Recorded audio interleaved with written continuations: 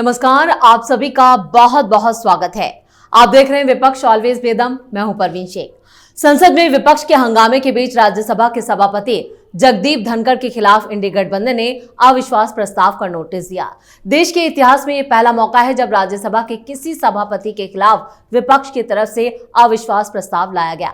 हालांकि number game में विपक्ष को मुंह की खानी पड़ेगी, क्योंकि सभापति की कुर्सी से धनखड़ को हटाना आसान नहीं है। राज्यसभा और लोकसभा दोनों ही जगहों का नंबर धनखड़ के पक्ष में। ऐसे में सवाल उठता है कि फिर विपक्ष ने धनखड़ के खिलाफ अविश्वास प्रस्ताव का नोटिस क्यों दिया। इस बीच सुप्रीम कोर्ट से ममता सरकार को तगड़ा झटका लगा है। ओबीसी केस में सुप्रीम कोर्ट ने साफ कर दिया कि धर्म के आधार पर आरक्षण नहीं दिया जा सकता। तो कैसे संसद में विपक्ष के मुंह पर लगा है तमाचा, कैसे सुप्रीम कोर्ट ने ममता को दिया झटका, इसी पर चर्चा के लिए स्टूडियो मौजूद हैं कैपिटल टीवी के editor in chief doctor Manish Kumar और एग्जीक्यूटिव एडिटर राजीव कुमार। आप दोनों का बहुत बहुत स्वागत है। धन्यवाद। डॉक्टर साहब, धनखड़ साहब के खिलाफ जिस तरह से अविश्वास प्रस्ताव लाया गया है, ये एक साजिश या पूरी प्लानिंग के तहत इसको अंजाम दिया जा रहा है? देखिए, न ये साजिश है न ये प्लानिंग है, ये दीवार पे सिर मारने वाली बात है। दिमाग खराब हो गया है विपक्ष का, और ये खास करके कांग्रेस पार्टी का। वो रेस, वो दाव, वो चाल चलना ही क्या, जिसके शुरुआत में ही आपको मालूम है कि इसमें आपको मुंह की खानी पड़ेगी। आपको बेइज्जत होना है, बेइज्जत होइए। आप क्या आरोप लगा रहे हो? हमें मौका नहीं दिया जाता। अरे भाई, मौका दिया जाता तो आप हंगामा करते हो। आप ज्ञान दोगे? ये संजय सिंह ज्ञान देगा? ये कांग्रेस ही ज्ञान देंगे? पिछली बार ये लोग राज्यसभा में इतना हंगामा किया कि वहां जो सुरक्षा कर्मी होता है पार्लियामेंट का, उसमें एक महिला को मार करके ये लोग हॉस्पिटल पहुंचा दिया। टेबल पर डांस करने के लिए संजय सिंह को चेयर वो अलाउ करे तो बड़ा डेमोक्रेटिक हो गया। वाहियात किस्म की राजनीति करने से लोग बाज नहीं आ रहे। देश देख रहा है कि भाई आपको चर्चा करनी है, आप चर्चा कीजिए।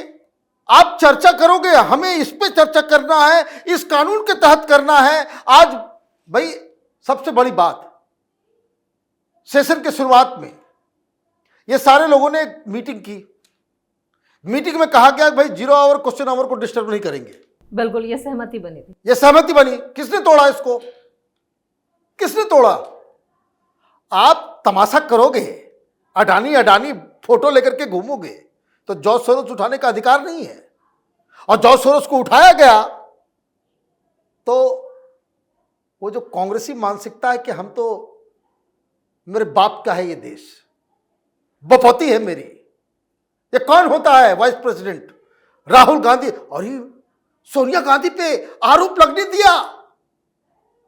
ये कौन बदतमीज आ गया? ये माइंडसेट है।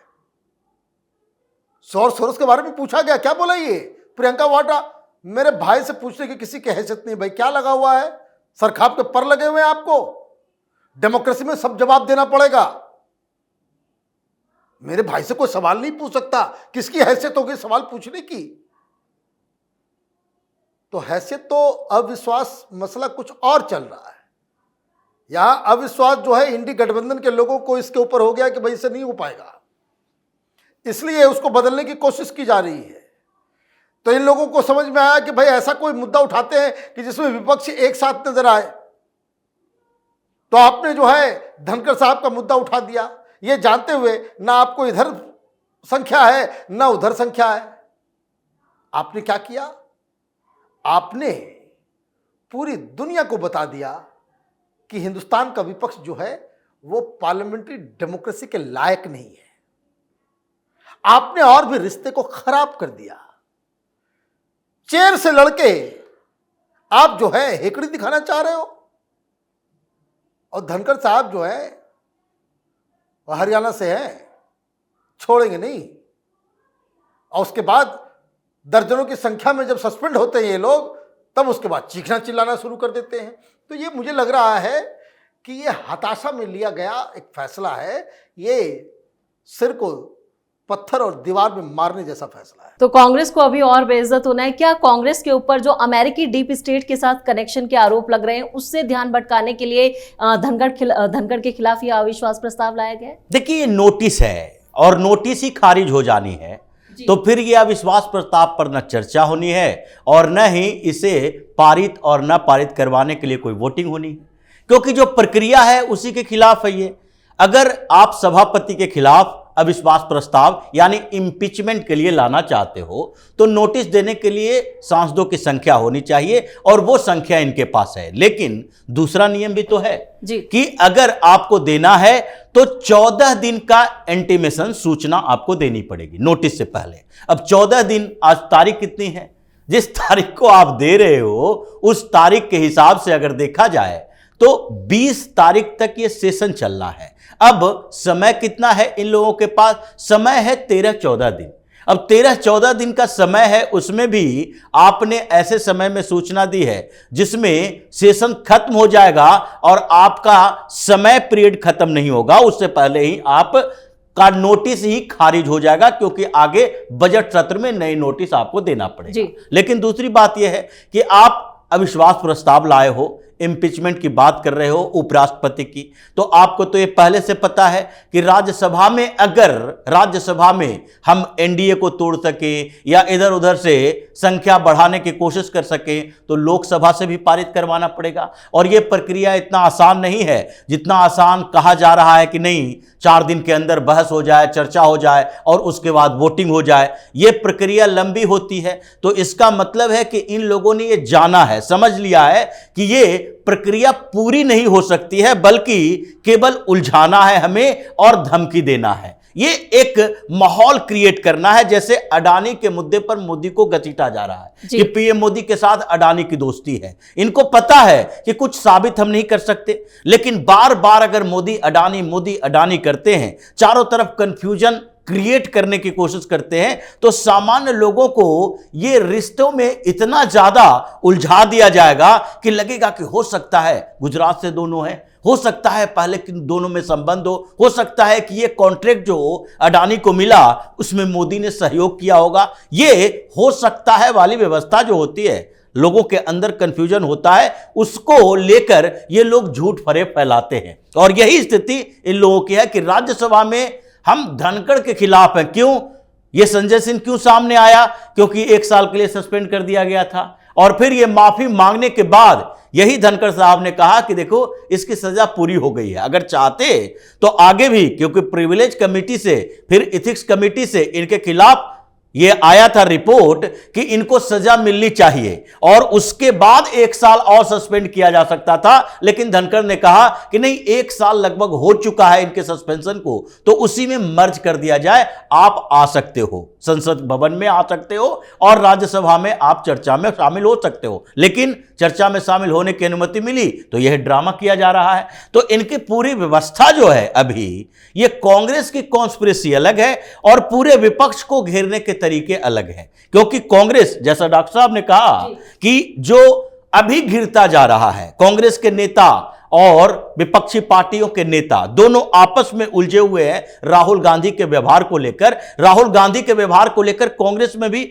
बहुत अच्छी स्थिति नहीं है। कई नेता हैं जो राहुल गांधी के खिलाफ आ रहे हैं कि नहीं, ये जिस तरीके के ड्रामा बार बार कर रहे हैं, हमें अपने क्षेत्रों से परेशानियों का सामना करना पड़ रहा है कि एक भी क्वेश्चन मनीष तिवारी नहीं उठा पा रहे, एक भी क्वेश्चन शशि थरूर नहीं उठा पा रहे। अलग अलग सांसद, ये 99 की संख्या आपने लोकसभा में कर दी है, तो एक भी क्वेश्चन ही नहीं उठा पाओगे तो वहां के लोग कैसे समझ पाएंगे कि हमारा सांसद है जो सरकार से कुछ मांग कर रहा है।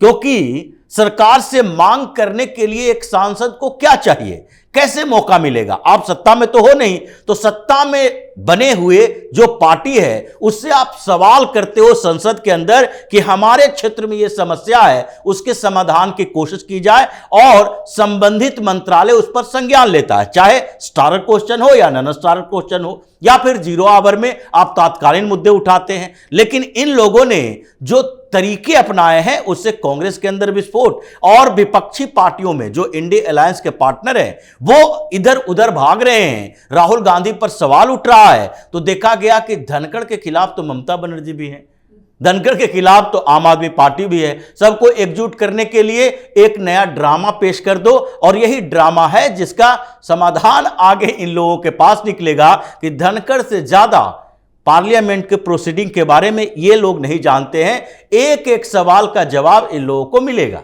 बिल्कुल, तो धनगर के मुद्दे पर भी इन लोगों को मुंह की खानी पड़ सकती है, लेकिन जरा सुप्रीम कोर्ट से ममता बनर्जी को जोरदार झटका लगा है। देखिए, ये लोग संविधान नहीं पढ़ते जी। राहुल गांधी, राजीव ने जितनी बातें कही उसका लब लुभाव क्या है कि इनको संविधान ये सिर्फ लेकर के घूमते रहते हैं। राहुल गांधी उपराष्ट्रपति को कैसे हटाया जाए उसका पूरा व्यवधान लिखा हुआ है, कितना संख्या कहाँ चाहिए, कैसे चाहिए, कितना दिन का चाहिए, आपने पढ़ा ही नहीं। और उसी तरीके से ममता बनर्जी भी नहीं पढ़ी। और इंडी गठबंधन के कोई भी पॉलिटिकल पार्टी जो है, जो मुसलमानों का वोट लेने के लिए मुसलमानों को बरगला देती है कि हम तुमको रिजर्वेशन देंगे, संविधान पढ़ा नहीं। उसका नतीजा क्या है? मामला सुप्रीम कोर्ट में आया। ममता बनर्जी के अभी तो ये पहला झटका लगा है, ये सब जगह झटका लगेगा। ये जो नया सुगुफा इन लोगों ने शुरू किया कि भाई सारे मुस्लिम जातियों को जो है 4 को छोड़ के सबको ओबीसी की लिस्ट में डालते चले जाओ, इतना तमाशा चल रहा था। तो 2 चीजें हो रही थी इसमें कि जो भाई रिजर्वेशन आप दे रहे हो किसको?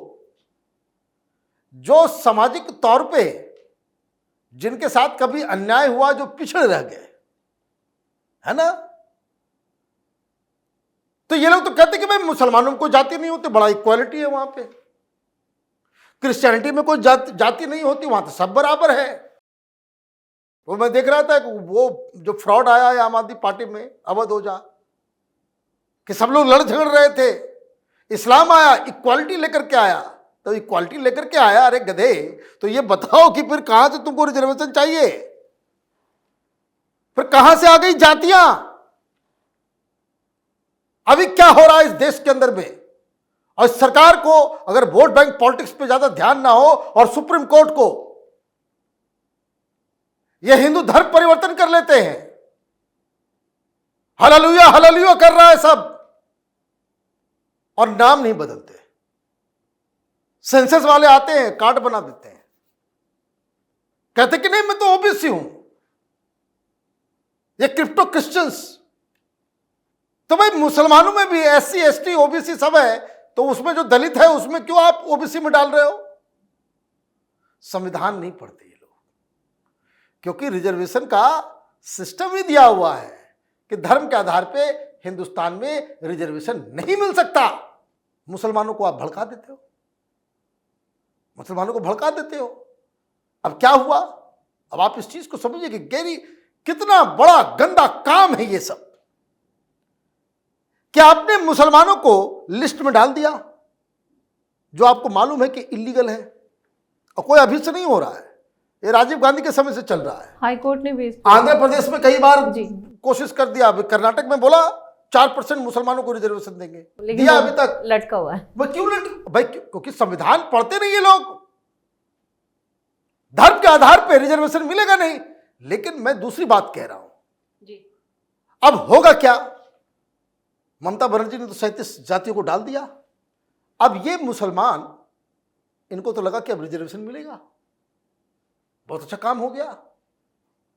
वो ये थोड़ी ढूंढेगा, ये थोड़ी समझे में आएगा, ये मुल्ले मौलाना ये वो फ्राइडे की नमाज के बाद ये थोड़ी बताएंगे कि ये इलीगल है। वो बोलेंगे ममता बनर्जी बड़ा महान है, राहुल गांधी बड़ा महान है। इन लोगों को मालूम है, इतने शातिर हैं कि ये इलीगल है। आपने क्या कर दिया?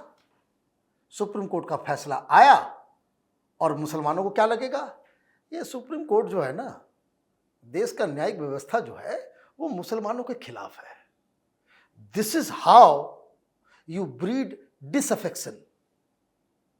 आप असंतोष हिंदुस्तान के सिस्टम, डेमोक्रेसी, इलेक्शन, जुडिशरी, संसद, सबके प्रति जो असंतोष पैदा करते हैं, उसका ये बीज है अपनी घटिया राजनीति के कारण। ये लोग जो इस तरह की राजनीति करते हैं, मैं आपको बता दूं, टेक्निकली ये आतंकवादियों से भी ज्यादा खतरनाक है। आतंकवादी तो बम फोड़ के भागता है सिस्टम के खिलाफ, ये सब घून की तरह टर्माइट की तरह अंदर से डेमोक्रेसी को खोखला करने में लगे हुए हैं। बिल्कुल, ममता को लगे इस झटके का इम्पैक्ट क्या होगा पश्चिम बंगाल की राजनीति पर, या ममता की राजनीति पर असर पड़ेगा? देखिए, ममता की राजनीति की बात सिर्फ नहीं है, ये तो पूरे देश की राजनीति के लिए है। ये सुप्रीम कोर्ट का फैसला है, किसी स्टेट के हाई कोर्ट का फैसला नहीं है। और सुप्रीम कोर्ट ये बार बार कह रहा है, ये बिहार के मसले पर भी कहा था कि सुप्रीम कोर्ट ने कि धर्म के आधार पर नहीं होगा। और सबसे बड़ी बात है जो राहुल गांधी घूम घूम कर भ्रमित करने की कोशिश करते हैं, हम वो कैप खत्म कर देंगे, 50% से ज्यादा ओबीसी को रिजर्वेशन देंगे। बिहार के मामले में सुप्रीम कोर्ट ने कह दिया कि 50% से ज्यादा रिजर्वेशन नहीं मिलेगा। अगर आप लोगों को ये लगता था तो यूपीए 1 यूपीए 2 के समय में आपकी सरकारें थी, आप लोग मिलजुल कर संविधान संशोधन कर लेते। जैसे अगर संविधान में लिखा हुआ है सामाजिक और शैक्षणिक रूप से पिछड़े वर्ग को आरक्षण मिलेगा, और सामाजिक रूप से पिछड़े वर्ग में परिभाषित किया गया है कि सामाजिक रूप से पिछड़े वर्ग को जातीय आधार पर देखा जा सकता है, क्योंकि ये हजारों साल की सनातन संस्कृति का परिणाम है।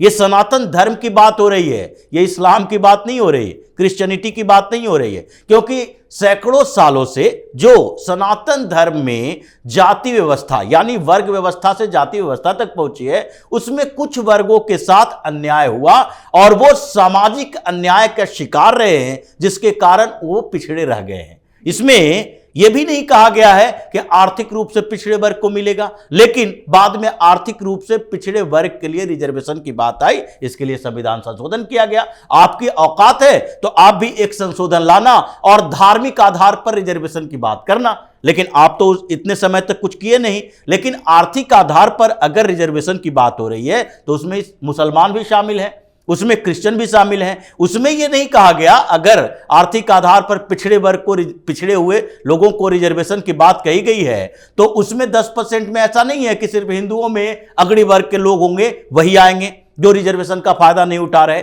तो ये पूरी की पूरी प्रक्रिया पर सवालिया निशान खड़ा कर दिया सुप्रीम कोर्ट में बीआर गवई और केवी विश्वनाथन की बेंच ने। और उसके बाद कपिल सिब्बल जैसे वकील थे, ममता बनर्जी ने भेजा था और उन्होंने क्या कहा, नहीं नहीं ये धार्मिक आधार पर नहीं है, ये जो रिजर्वेशन है ये पिछड़ेपन के आधार पर है। क्योंकि ये सारे कम्युनिटी जो हैं जिनको ममता बनर्जी ने शामिल किया है ओबीसी के लिस्ट में, 37 जो जातियां हैं मुसलमानों की, वो आर्थिक आधार पर पिछड़े हैं, इसलिए उनको शामिल किया गया। उनसे धर्म का कोई लेना देना नहीं है। तो धर्म का लेना नहीं देना नहीं है तो ओबीसी में शामिल करने से पहले उन्होंने अपने कॉलम में क्या लिखा था, अपने धर्म के बारे में क्या लिखा था, मुस्लिम लिखा था या नहीं?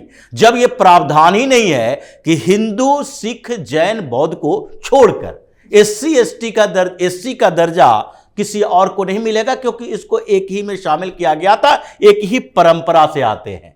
तो आप संविधान में संशोधन करके पूरी व्यवस्था को उलट पुलट दो। जैसे राजीव गांधी ने शाहबानो प्रकरण के बाद संविधान में संशोधन किया और ट्रिपल तलाक के और जो उन लोगों को मिल रहा था, आगे जो सुविधाएं मिलती उन महिलाओं को तलाक देने के बाद, वो नहीं बल्कि मेहर की रकम से ही संतोष करना पड़ेगा, भरण भोजन का अधिकार नहीं मिलेगा, इसके लिए उन्होंने संशोधन किया।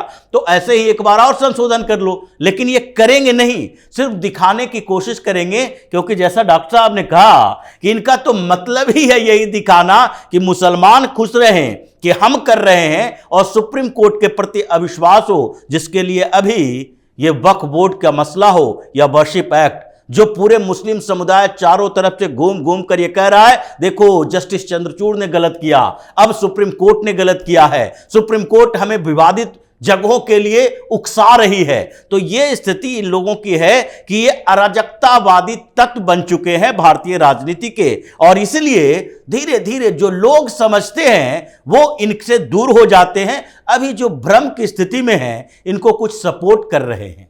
बिल्कुल, और इस तमाम जानकारी के लिए और सटीक विश्लेषण के लिए आप दोनों का बहुत बहुत धन्यवाद। धन्यवाद। धनकर के खिलाफ विपक्ष का हल्ला बोल अब उन पर ही भारी पड़ सकता है। वहीं राहुल गांधी की ड्रामेबाजी ने भी संसद की मर्यादा को तार तार कर दिया। वहीं मुसलमानों के वोट बैंक की सियासत करने वाली ममता बनर्जी को भी जोरदार झटका लगा है, यानी फिर से विपक्ष जो है वो पूरी तरह से बेदम दिखाई दे रहा है। इस खास शो में इतना ही। वीडियो कैसा लगा कमेंट करके अपनी राय जरूर दें, वीडियो को लाइक करें, शेयर करें और कैपिटल टीवी को सब्सक्राइब जरूर करें। धन्यवाद।